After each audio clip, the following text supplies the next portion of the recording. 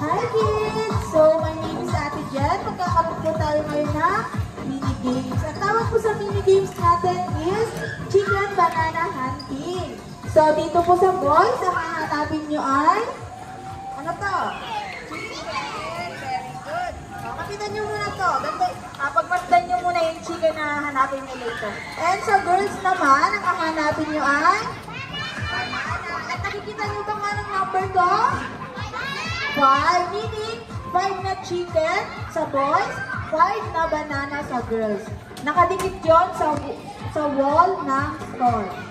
Sa store dito sa Narikili area. Okay.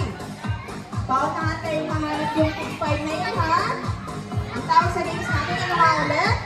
Chicken, banana, hunting. Ayan. Okay, ready na ba kayo? Okay, dadalhin niyo yung chicken at banana niyo, ha? Okay, in 3, 2, pulong-pulong kayo, ha? 1, go! Yan, nasa kayo yung chicken. Okay, pusin niyo sa mother.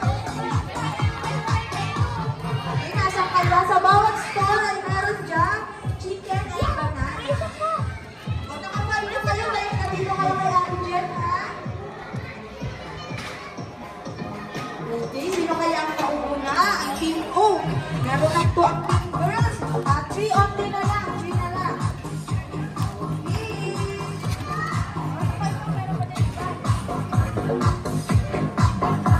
Okay, nasan kaya ang mga chicken at banana? Oh, meron na silang kuya ng 3 chicken.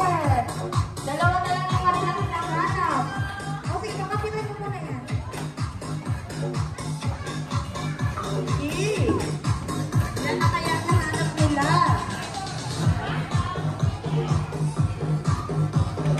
Yung chicken ha sa boys, tapos yung banana ay sa girls. Okay. Sana kaya sila nakalate? Kaya...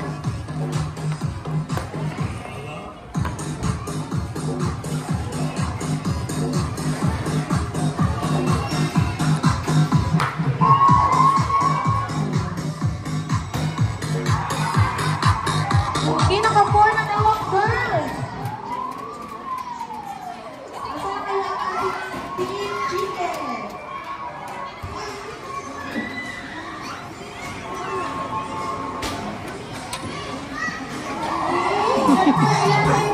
Yan na